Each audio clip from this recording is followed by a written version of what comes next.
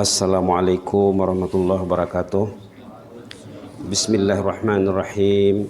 Alhamdulillahirabbil alamin wa bihi nasta'in ala umurid dunya waddin. Wassalatu wassalamu ala asyrafil mursalin sayyidina wa habibina wa syafi'ina maulana Muhammad wa ala alihi wa sahbihi wasallim tasliman katsiran birahmatika arhamar rahimin ya arhamar rahimin adada khalqihi ta'ala wa ridha nafsihi wa zinata arsyihi wa midada kalimatihi kama yuhibbu rabbuna wa yarda. Subhanaka la ilma lana illa ma 'allamtana innaka antal alimul hakim. Rabbana anfa'na ma 'allamtana, rabbi 'allimna alladhi yanfa'una, rabbi faqqihna wa faqqih ahlana wa ahbabana wa jami'al muslimin wal muslimat bi rahmatika arhamar rahimin. Na'udzubika min ilmin la yanfa'. Allahumma na'udzubika min ilmin la yanfa'. Allahumma na'udzubika min ilmin la yanfa' wa min qalbin la yakhsha' wa min nafsin la tashba' wa min da'watin la yustajabu laha ya akramul akramin. Wa sallallahu ala Muhammadin wa ala alihi wa sahbihi wasallam. Alhamdulillahil alamin. Alhamdulillahil alamin. Seperti yang sudah disebut oleh juru acara tadi, tajuk Sorotan Maghrib tentang ceramah Isra Mi'raj, Salat Teras Kecemerlangan, mengambil sukut tema sambutan Maulid Nabi di negara Brunei Darussalam, sembahyang teras kecemerlangan. Di sini ada dikemukakan beberapa langkah ya. Sepatutnya bila kita ikutkan langkah-langkah ini, insya Allah sembahyang itu akan berubah. Ya, kita ikut poin di bawah saja. Pertama, melakukan persiapan awal sebelum sholat. Sebelum sholat 5 menit, 10 menit, 15 menit kita kena siap menghadap sholat. Jangan lagi pegang benda lain. Sekarang mau sholat, kalau pegang Quran boleh, pegang tasbih boleh, tapi pegang benda lain no. Nanti tak mengacaukan sholat. Persiapan karena mantap. Kalau nak setengah jam duduk dengan Quran lagi bisa. Di setengah community ya, yang hamba pergi, kalau mereka mau sembahyang subuh itu menunggu qamat, ditunggu 30 menit, semua pegang Quran. Semua pegang Quran. Tidak ada yang pegang handphone. 30 menit nak persiapan awal dengan Allah, nak membetulkan koneksi dengan Allah. Ini mengganggu koneksi. Bila ini dipegangnya nanti koneksinya error. Nomor 1, melakukan persiapan awal sebelum sholat. Termasuklah mandi dengan misaya, berkaut, pakai pakaian yang kemas. Kemudian kalau boleh macam tadilah, kalau tidak mampu tidak mampu baca Quran, baca ayat-ayat yang mudah dibaca. Contohnya Qul Huwallahu Ahad ya. Qul Huwallahu Ahad. Kalau kita wiridkan Qul Huwallahu Ahad, contohnya 5 menit, 10 menit sebelum salat, nanti salat itu akan berubah. Akan jadi teras kecemerlangan. Itu baru satu ya. Dulu Al-Fadhil Syekh Ali rahimahullah, yang belum batal lagi meninggal ya, Syekh Ali Jabir, dia cadangkan macam mana? Dia cadangkan kalau boleh katanya yang menunggu persiapan untuk sholat itu bacalah 2 halaman sebelum sholat. 2 halaman saja. Jadi kalau 5 kali sholat 2 halaman, 2 halaman, 2 halaman, berapa semuanya? 10 ya. 10 sudah setengah juz. Kalau itu diamalkan, insya Allah nanti 2 bulan dia akan khatam 30 juz. Kalau mau khatam 1 bulan sekali khatam 30 juz, baca lagi 2 halaman sesudah sholat. Sebelum sholat 2 halaman, sesudah sholat 2 halaman. Kalau kita wiridkan, nanti sholatnya akan berubah. Kenapa? Zikir dan tilawah tadi dia mendilet dosa. Mendilet dosa, menolak dosa, tolak dosa. Yang mengganggu, yang membuatkan sholat tidak cemerlang, tidak ada kualiti, adalah dosa. Dosa. Ini yang dibincangkan dalam kelas kitab Turas di Kupu SB. Tak tahulah sama ada jemaah Masjid Sungai Buloh ada wakil untuk mengikuti program kelas talaqi kitab turas di Kupu SB. Masjid-masjid macam masjid Pulai ada, masjid Salihin ada, masjid Bengkurung ada, masjid Sengkurung ada. Mereka sukarela saja. Tak tahu kalau dari masjid ini ada wakil atau tidak. Tapi di sana memang sudah bergiat program kelas bertalaki membaca kitab turas. Di sana memang banyak benda ini dibincangkan tentang bahaya dosa. Baiklah ya. Jadi nomor 2, jangan terus sholat tanpa persiapan awal. Apa-apa perbuatan ya, apa-apa pekerjaan mesti ada persiapan awal dulu. Ini jangankan menghadap Allah, menghadap manusia saja ya. Nak menghadap ke bawah dulu contohnya. Macam mana caranya?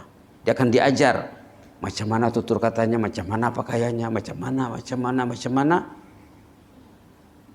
Duduknya macam mana, nak menghadap macam mana, nak mundur, semua ada tata cara. Apalagi menghadap Allah, Khaliqus samawati wal ard, Rabbul alamin. Allah pencipta dan pentadbir bumi dan langit dan segala isinya, yang mengatur kehidupan kita ini, yang mengatur, yang menjaga gerak jantung, kerja buah pinggang, semua molekul-molekul badan kita ini, otak kita ini, sel otak kita ini, darah, semuanya Allah yang jaga. Kita nak menghadap dia, mesti persiapannya kena bisa. Barulah nanti solat tadi ada kualiti ya. Yang ketiga, kalau boleh, kalau ikut cara solat Rasulullah SAW, ikut cara solat sahabat, ikut cara salat generasi awal, kalau boleh supaya yang fardu berjamaah. Karena bila kita salat fardu berjamaah, pikiran kita, perhatian kita lebih baik daripada sembahyang sendiri. Kalau sembahyang di rumah, tak ada kualiti sembahyang di rumah, tak ada. Itu maka dalam Islam, di zaman awal Islam, kalau ada orang yang tak datang salat berjamaah, itu dijaga ke rumahnya nanti itu. Jaga tuh ke rumahnya. Haji di mana kita tadikan katanya. Ditanya tuh. Khasnya sembahyang Isya dan subuh. Kata Abdullah bin Umar, anak Umar bin Khattab namanya Abdullah. Katanya apa? Sahabat Nabi dulu katanya, kalau ada jemaah yang tidak nampak muanya waktu sholat Isya dan subuh, itu status orang itu jatuh tuh katanya. Pada pandangan mereka. Jadi diusahakan sholat berjamaah. Yang keempat, berdoalah antara azan dan iqamat. Kalau boleh, masa azan kita sudah ada di masjid, dijawab azan dengan sempurna. Kemudian antara azan dengan iqamat itu manfaatkan masa, jangan buat benda lain. Kalau boleh berdoalah, doa sangat mustajab. Manfaatkan. Allah beri peruntukan 5 kali sehari semalam doa mustajab. Doa makbul. Kenapa kita tidak manfaatkan? Berarti dia macam tidak paham, Pak.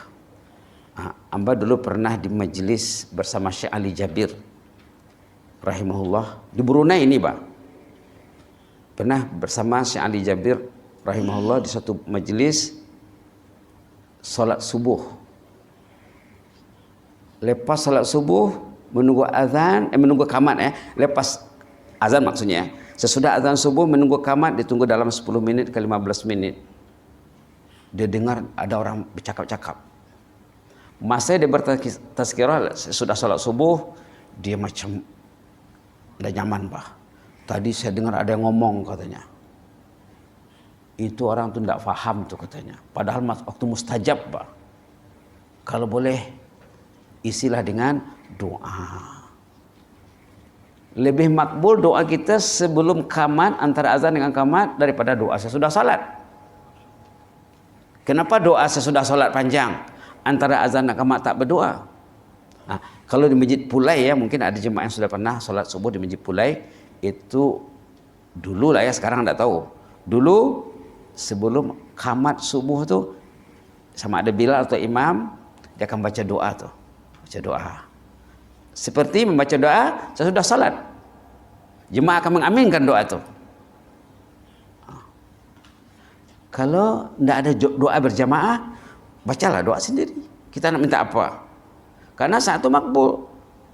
Nah, tengok di sini ya. Berdoalah antara azan dan iqamat. Manfaatkan masa itu. Yang kelima, sebaiknya sebelum sholat Anda baca Quran ikut keupayaan sendiri, itu yang dikatakan tadi ya. Tadi ada sebut baca Quran. Kita akan menghadap Allah. Memegang Quran berpahala. Melihat hurufnya berpahala. Membacanya berpahala. Subhanallah. Subhanallah. Kalau boleh ya. Nah, inilah langkah-langkah untuk menjadi sholat itu teras kecemerlangan. Ikutlah. Kalau kita belum mampu membaca dari Alif Lam Mim, bacalah surah-surah yang hafal. Seperti tadi sudah dicadangkan, suratul Ikhlas, Qul Huwallahu Ahad. Coba bayangkan 1 menit kita bluray berapa? Ada jemaah yang coba ya, bacaannya sederhana saja, 1 menit dia dapat 20 bah. Qul Huwallahu Ahad, Allahus Samad, lam yalid walam yulad walam yakul lahu kufuwan ahad. Qul Huwallahu Ahad, Allahus Samad, lam yalid walam yulad walam yakul lahu kufuwan ahad. 20 1 menit. Kalau menunggu qamat 10 menit, 10 kali 20 sudah 200. 200, subhanallah. Baca Quran, khasnya suratul Ikhlas, dia kira per 3 kali. 3 kali baca suratul Ikhlas, kualitinya nilainya sama dengan baca Quran 30 juz. Kalau kita baca 10 kali dalam hadis sahih, tersedia 1 rumah di surga. Kalau 30 kali, maknanya 3 istana di surga dan 10 kali khatam Quran. Tengok pula nanti jumlah hurufnya berapa suratul Ikhlas. 1 huruf nilainya 10. Dulu ada jemaah masalah kesehatan, Bang. Menghadapi masalah kesehatan, masa hamba di Selangor, Bandar Baru Bangi. Dia selalu sakit, berubat sakit lagi, berubat sakit lagi. Lalu hamba pergilah coba menolongnya, suruh baca Al-Fatihah, bisa bacaannya, baca suratul Ikhlas, oke, baca ayat kursi, oke. Jadi hamba cadangkan dia ini bini-bini bah, makcik bah, beginilah makcik kalau mau sehat, yakinlah akan kekuatan kalamullah. Suratul Ikhlas saja dibacanya suratul Ikhlas sebelum sholat 20 menit. Sesudah sholat 20 menit. Subhanallah.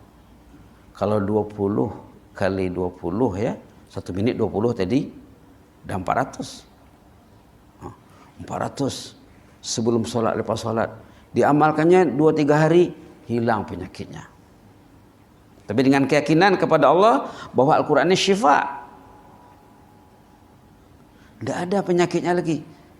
Sesudah itu hamba jumpa sama adik iparnya. Macam mana makcik itu? Sekarang tidak berhenti bibirnya membaca suratul Ikhlas katanya. Di zaman Rasulullah SAW ada sahabat Nabi yang rajin baca suratul Ikhlas sulnya bah. Rajin. Dilihat oleh Rasulullah SAW masa dia mengulang-ulang bacaan suratul Ikhlas, Qul Huwallahu Ahad, Allahus Samad, lam yalid walam yulad walam yakul lahu kufuwan ahad. Lalu kata Rasulullah, wajabat ini kalau makna literalnya wajiblah. Sahabat Nabi belum faham, wajib apa ya Rasulullah? Apa yang wajib itu kan? Kata Rasulullah, wajib artinya layak surga jadi miliknya. Senang nak masuk surga ya, rajin saja baca suratul Ikhlas. Terjumpa Rasulullah, sahabatnya yang rajin baca suratul Ikhlas, kata baginda, wajabat, confirm orang ini. Confirm apa kan? Kata sahabat, confirm dapat jannah. Subhanallah. Ada lagi sahabat yang meninggal dunia, tapi masa dia sehat, rajin baca suratul Ikhlas. Bila dia meninggal, datang Jibril bersama rombongan puluhan ribu malaikat melaksanakan fardu kifayahnya. Rasulullah pun kena panggil oleh Jibril. Rasulullah SAW ikut melaksanakan fardu kifayah. Selepas selesai, Rasulullah tanya Jibril, apa usulnya kelebihan orang ikan? Sampai Jibril dan rombongan ribuan malaikat datang melaksanakan fardu kifayah. Rasulullah pun kena panggil oleh Jibril supaya turut serta. Kata Rasulullah, orang ini duduk suratul ikhlas, berdiri suratul ikhlas, melimpang suratul ikhlas. Subhanallah, subhanallah. Ada juga imam di zaman Rasulullah SAW, dalam hadis sahih, imam setiap kali dia baca ayat tidak tinggal suratul ikhlas. Contohnya tadi rakaat pertama imam baca wal asr, nah, dia baca wal asr, sebelum baca wal asr dia baca dulu suratul ikhlas. Kemudian rakaat kedua baca lagi suratul ikhlas, baca lagi surah lain. Jadi satu rakaat itu dua surah. Satu suratul ikhlas, yang kedua surah lain lah. Ini imam Masjid Quba di zaman Rasulullah SAW sendiri. Sekali jamaah tuh gelisah. Imam katanya, kenapa kita mesti baca dua surah? Tidak pernah tinggal suratul ikhlas. Kata imam, inilah cara saya. Ini cara saya. Kalau kamu tak suka, saya siap jadi makmum, kamu jadi imam. Tidak susah pulang katanya. Tapi kalau kamu mau saya jadi imam, ini cara saya. Jemaah semua setuju dia jadi imam. Semua setuju, 100% pendapat suka jadi imam dia. Akhirnya jemaah gelisah juga. Akhirnya sampai cerita kepada Rasulullah Sallallahu Alaihi Wasallam. Lalu Rasulullah berjumpa ke imam tadi, berunding ke Diabah. Imam katanya, saya dengar jemaah kita gelisah karena ada amalan kita yang unik. Rasulullah cakaplah, kenapa kita buat macam itu kan? Ikutlah selera jemaah, kata Rasulullah. Dijawab satu atau dua patah perkataan saja. Inni uhibbuha. Itu saja. Inni uhibbuha. Apa artinya Ustaz? Saya suka suratul ikhlas. Tidak boleh tinggal. Kalau tinggal macam makan tidak ada sirah, Pak. Inni uhibbuha. Saya sangat mencintainya. Jatuh cinta saya dengan suratul ikhlas. Tidak boleh tinggal. Apa kata Rasulullah? Hubbuka iyyaha yudkhilukal jannah. Karena Anda mencintai ini, Anda confirm dapat surga. Senang nak masuk surga. Maka Rasulullah dalam satu hadis mengatakan, kullu ummati yadkhulunal jannah illa man aba. Dalam hadis lain, Pak. Kata Rasulullah, setiap umatku layak masuk surga kecuali yang tak mau.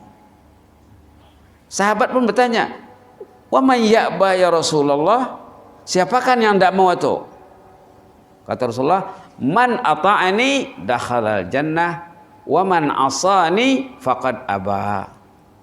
Kata baginda Rasulullah, siapa yang akur, patuh, jelaslah dapat surga.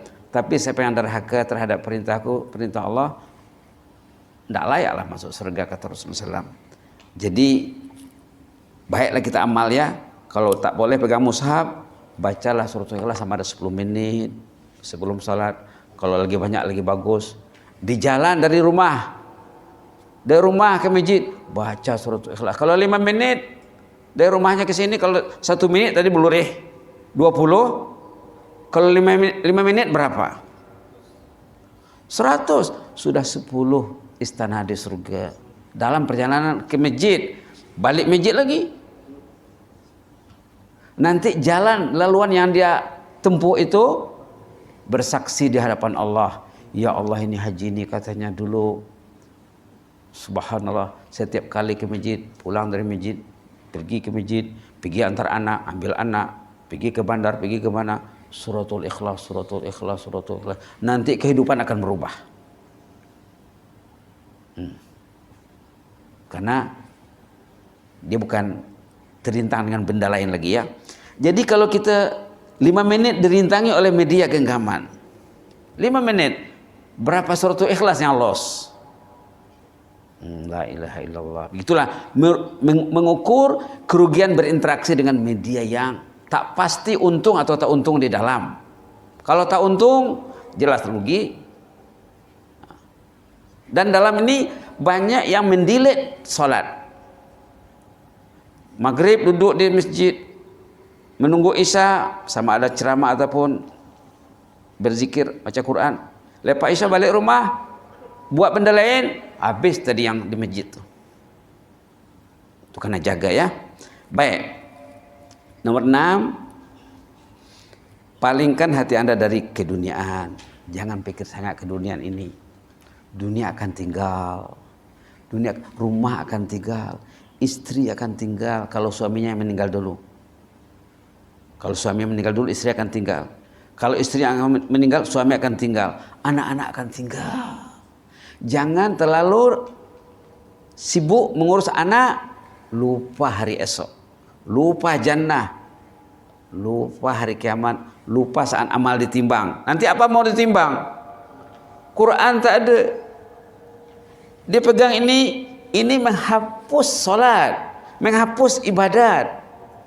Kadang-kadang silap-silap langis semua ibadat seumur hidup buat ni.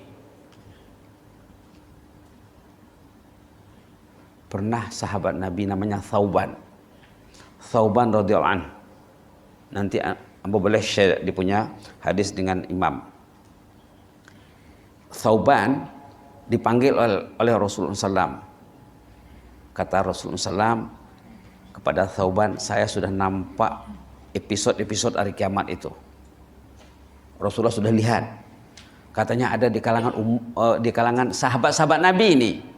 Sahabat Nabi yang hafal Quran, yang pergi berjihad, yang rajin berinfak, yang tahajud tak tinggal, sembahyang berjamaah tak tinggal. Sekali kata Rasulullah, ibadahnya licin langis semuanya. Itu sahabat Nabi.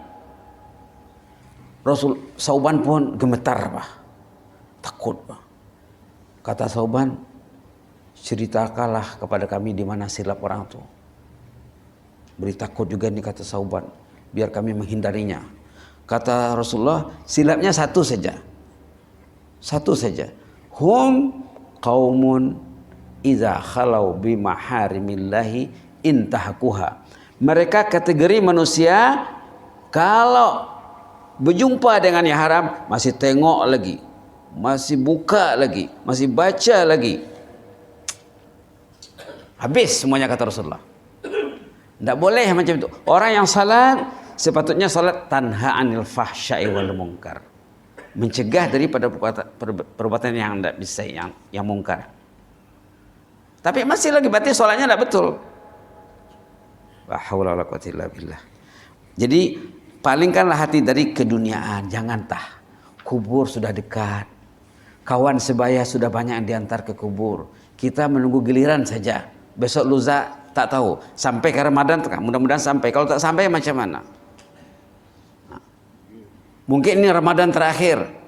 Nak masuk Ramadan pun perlu persiapan. Seperti sholat tadi perlu persiapan, nak masuk Ramadan pun perlu persiapan. Kalau tidak nanti Ramadannya sia-sia saja. Lepas Ramadan tidak ada berubah. Sepatutnya bulan Ramadan bulan perubahan, bulan reformasi, revolusi. Baik. Ingatkan bahwa kematian sedang menunggu Anda. Bila kita nak sholat, ingat, ya Allah, mungkin tidak lama lagi ajalku ini, ya Allah. Ingatkan kematian setiap kali kita nak sholat, setiap kali nak ke masjid. Orang dulu kalau mendengar azan, Allahu Akbar, Allahu Akbar, teringat hari kiamat, teringat panggilan menyuruh manusia berhimpun menghadap Allah, satu persatu akan dipanggil. Orang dulu, dan dalam karya-karya ulama memang disebut ya, bila dengar azan, ingatlah panggilan hari kiamat, menghimpunkan kita ini semuanya. Apabila Anda bertakbir, bila kita takbir, Allahu Akbar, lakukanlah dengan sepenuh hati dan penghayatan. Betul kita mengagungkan Allah.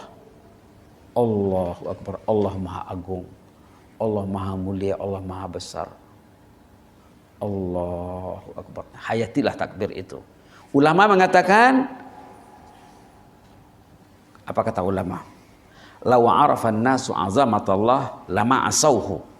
Law arafan nas, kalau umat manusia itu tahu sedar azamatallah, keagungan Allah, lama asauhu, nak mungkin lagi buat benda yang Allah tak suka. Termasuk zikir yang kita sebut dan kita dengar 24 jam, takbir Allahu Akbar. Coba kira dalam solat berapa kali Allahu Akbar? Allahu Akbar.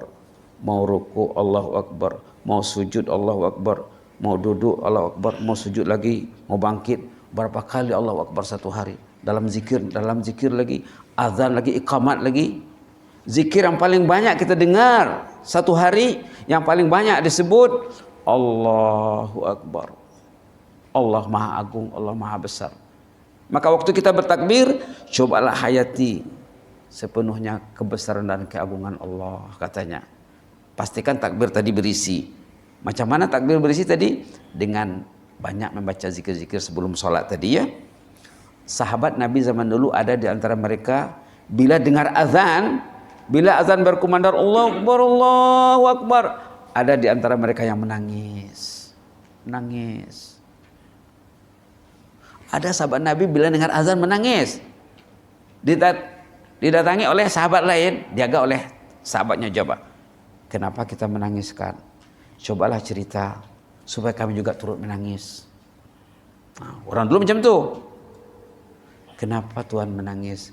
Kami pun mau menangis juga, tapi kami tidak mau menangis. Ajarlah kami kenapa Tuhan menangis. Oh. Subhanallah. Katanya apa? Kalau mereka tahu maksud Allahu Akbar itu, katanya, tidak mungkin manusia buat benda lain lagi. Allah Maha Agung, Allah Maha Besar. Panggilan Allah berkumandang, bergema di mana-mana, sahut menyahut, masjid ini, masjid ini, masjid ini, masjid ini. 5 kali satu hari satu malam. Tapi macam tak ada saja. Itulah kata sahabat tu, yang menang ini Abdullah bin Abbas ni, ya, sepupu Rasulullah SAW. Manusia sudah lupa maksud kalimah ataupun lafaz Allahu Akbar. Kalau manusia itu faham, bila azan berkumandang, tidak mungkin lalu depan masjid, mesti singgah. Ataupun jauh-jauh lagi sebelum azan, dia tengok jam, berapa minit lagi mau azan, dia dah siap. Oh, sekejap lagi akan azan. Dalam hadis saya dikatakan, siapa yang happy mendengar azan dan selalu memenuhi panggilan azan, nanti waktu nak keluar dari kubur senang, gembira. Nak ceria waktu keluar dari kubur, selalulah perhatikan azan, sahutlah azan, jawablah azan, penuhilah panggilan azan. Karena bila kita berangkat dari rumah menuju rumah Allah, ingin mendengar azan, menyahut panggilan azan, memenuhi panggilan azan, langkah tadi menghapuskan dosa. Langkah tadi menghapuskan dosa. Begitulah, ya. Cobalah ubah dan perbagikan zikir bacaan solat Anda. Kalau boleh, belajarlah tentang bacaan solat. Jangan yang belajar dari damit itu saja. Banyak usulnya, variasi bacaan solat. Rasulullah memvariasikan. Bacaan doa iftitah ada variasinya, bacaan sujud, bacaan tahiyat. Walaupun tidak semuanya. Di belakang ini ada khas untuk bacaan sujud, ya, belakang ini. Ini bacaan sujud yang dibaca Rasulullah SAW dalam hadis Sahih Muslim. Ada sahabat hamba dulu bekerja di Brunei 15 tahun di Semalhab. Bila dibelajar tentang doa ini, dibaca doa sujud nih, ya. Waduh, nyaman sulnya doa ini Ustaz, katanya. Dia faham, dibaca ini. Inilah amalannya, sembahyang fardu, sembahyang sunat dia baca. Allahumma inni a'udzubiridhaka min sakhatik wa bimu'afatika min uqubatik wa a'udzubika mink la uhsi tsanan 'alaika anta kama asnaita 'ala nafsik. Dibacanya. Inilah amalan dia, dan dia menikmati kemanisan bacaan sujud ini. Sekali dia meninggal, habis kontrak di sini kerja 15 tahun, dia balik ke negerinya, ke Fatani.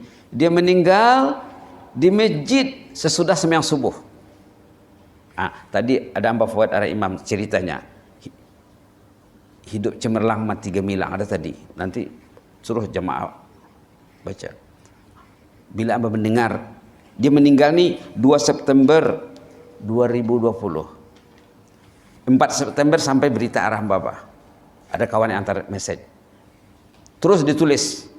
Amba tulis ulasan tentang kematian dia karena kawan baik, Pak. 4 tahun serumah dengan dia. 4 tahun duduk satu rumah dengan di Bandar Sri Begawan. Kita tahu sifat-sifatnya. Dia tak tinggal sembahyang berjamaah, tak tinggal sembahyang sunat, rajin tahajud, rajin duha, rajin baca Quran, rajin berzikir. Dia meninggal di masjid lepas sembahyang subuh. Pergi ke masjid naik kendaraan sendiri. Pulang dari masjid mayat ahlul jannah. Semua orang gembira dengan kematiannya. Karena dia meninggal di masjid. Semua orang mendampakkan. Inilah amalannya. A'udzu biridhaka min sakhatik wa bimu'afatika min uqubatik wa a'udzu bika mink la uhsi sanan 'alaika anta kama asnaita 'ala nafsik. Ini kalau mau diterangkan doa ini mungkin satu ceramah maghrib.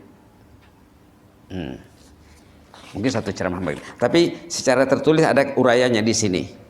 Boleh dibaca nanti. Baik. Tolong kalau boleh divariasikan zikir sholat Anda katanya. Di antara zikir yang dibaca Rasulullah sampai ujung usianya, zikir sujud dan ruku, subhanakallahumma rabbana wa bihamdika allahumma ighfirli. Ini kata Aisyah, zikir bacaan ruku dan sujud yang dibaca baginda di penghujung usianya kira-kira 2 bulan lebih di penghujung usianya, inilah dibaca baginda dalam rukuk dan sujud. Subhanakallahumma rabbana bihamdika allahumma ighfirli. Subhanakallahumma rabbana bihamdika allahumma ighfirli. Hadis sahih ya, hadis sahih. Boleh dirujuk tafsir Qurtubi, keterangan surah An-Nasr, iza ja'an nasrullah wal fatah. Bacaan Rasulullah waktu rukuk dan sujud sama bacaannya, tidak berubah sampai wafat. Subhanakallahumma rabbana bihamdika allahumma ighfirli. Apa bedanya dengan bacaan kita ini? Ada Allahumma ighfirli di ujungnya. Ada Allahumma ighfirli. Nanti boleh Amba share dengan Imam, boleh print nanti ya. Subhanakallahumma rabbana bihamdika allahumma ighfirli. Di sini kita digalakkan memperbagaikan zikir dan bacaan doa Anda. Allahumma ighfirli itu boleh disebut 10 kali, 20 kali, 30 kali. Khususnya masa sembahyang sunat. Subhanakallahumma rabbana bihamdika allahumma ighfirli. Allahumma ighfirli. Allahumma ighfirli. Allahumma ighfirli. Kalau doa ini belum dapat lagi, baca doa yang biasa dibaca saja. Subhana rabbil a'la bihamdihi Allahumma ighfirli. Coba subhana rabbil a'la bihamdihi Allahumma ighfirli. Subhana rabbil a'la bihamdihi Allahumma ighfirli. Rukuk juga subhana rabbil azim bihamdihi Allahumma ighfirli. Subhana rabbil azim bihamdihi Allahumma ighfirli. Dalam sujud boleh sebanyak-banyak baca Allahumma ighfirli, Allahumma ighfirli, Allahumma ighfirli, Allahumma ighfirli. Sehingga kita terasa bacaan ini istighfar nih ya. Ini istighfar, sehingga kita terasa istighfar kita tuh didengar Allah. Coba nanti kita sembahyang Isya 8 kali sujud. 4 rakaat, setiap rakaat 2 sujud, 8 sujud. Satu tak ada yang menyentuh hati, satu sujud tak terasa apa-apa. Karena kita tak belajar lagi subhanallah a'la bihamdi, tak belajar lagi apa itu maksudnya. Dia terjemahan literal tak cukup. Nah, ini tentang bacaan rukuk dan sujud mungkin satu ceramah pula. Tapi yang jelas basically tambahlah dulu dengan Allahumma ighfirli sebelum hafal doa yang diajarkan oleh Rasulullah SAW dalam hadis Sahih Bukhari Muslim itu ya, hadis Sahih Bukhari Muslim. Kata Aisyah, Rasulullah SAW sebelum meninggal, sebelum wafat membaca subhanakallahumma rabbana wa bihamdika allahumma ighfirli sebanyak-banyaknya. Kalau 3 belum banyak lagi, mungkin 5, mungkin 7, mungkin 11, mungkin lebih. Sampai wafat. Baik. Terutamanya masa sujud sudah disebut ya. Anda juga jangan hanya baca surah-surah yang serupa. Kalau sembahyang boleh jangan surah-surah yang sama saja. Coba variasikanlah. setakat yang boleh dibuat ya. Cobalah hafal ayat kitabullah selain surah-surah yang biasa didengar, dan bukalah tafsir hurayahnya supaya bacaan ayat tadi berisi bah. Kita faham tadi imam baca wal asri. Kata Imam Syafi'i rahimahullah, kalau orang tuh faham wal asri, faham betul-betul, mengerti dia, matang, mantap, selamat. 3 ayat pendek. Kata Imam Syafi'i rahimahullah, kalau tuh belajar betul-betul, tak payah banyak-banyak, kata itu saja. Ini kalau mau diceramahkan mungkin tak cukup 2 ceramah. Wal asri. Kalau kita nak benar-benar mengamalkannya, udah cukup 2 ceramah. Kita sudah dibatasi waktu ya, tinggal semenit lagi mau azan. Baiklah, kita baca doa tadi ya. Subhana rabbil azim wa bihamdih, Allahumma ufirli. Subhana rabbil ala wa bihamdih, Allahumma ufirli. Kita baca juga doa yang di belakang ini doa sujud khas Rasulullah SAW waktu salat malam, waktu salat tahajud. Allahumma inni a'udzu biridhaka min sakhatik wa bimu'afatika min uqubatik wa a'udzu bika minka la uhsi sana'an 'alaika anta kama asnaita ala nafsik. Kalau boleh satu bagian. Allahumma na'udzu biridhaka min sakhatik, itu saja dulu. Allahumma na'udzu biridhaka min sakhatik. Allahumma na'udzu biridhaka min sakhatik. Jadikan amalan, jadikan wirid. Mudah-mudahan lama-lama sambung lagi, suruh anak baca, istri baca, cucu baca. Ini hebat nih ya. Nanti jadi amalan. Inilah amalan sahabat kita yang meninggal dunia di masjid lepas sembahyang subuh, sehat, tidak ada sakit, tidak ada apa. Lepas sembahyang subuh dia iktikaf sekejap, meninggal di masjid. Ceritanya ada arah imam nanti. Tajuknya hidup cemerlang, mati gemilang. 8 halaman yang membuat ulasan tentang kematian dia itu. Dengan huraian hadis ini juga. Doa ini. Mudah-mudahan kita dirahmati Allah ya. Allahumma zidna wa la tanqusna wa akrimna wa la tuhinna wa a'tina wa la tahrimna wa asirna wa la tu'sir alaina wa adina wa rada'ana ya karim. Allahumma inna na'udzu biridhaka min sakhatik wa bi mu'afatika min uqubatik wa na'udzu bika minka la nuhsi sanan 'alaika anta kama asna'ita 'ala nafsik. Allahumma ighfir lana dzambana kullah dikkahu wa jillah wa awalahu akhirahu wa alanata wa sirrah. Allahumma hafaz sultanana, Allahumma hafaz sultanana, Allahumma hafaz sultanana wa iyana wal muslimin min kulli su' wa min kulli makruh. Fallahu khairan hafiza wa arhamur rahimin. Subhana rabbika rabbil izzati amma yasifun wa salamun alal mursalin walhamdulillahi rabbil alamin. Taqabbalallahu minna minkum. Amin ya rabbal alamin.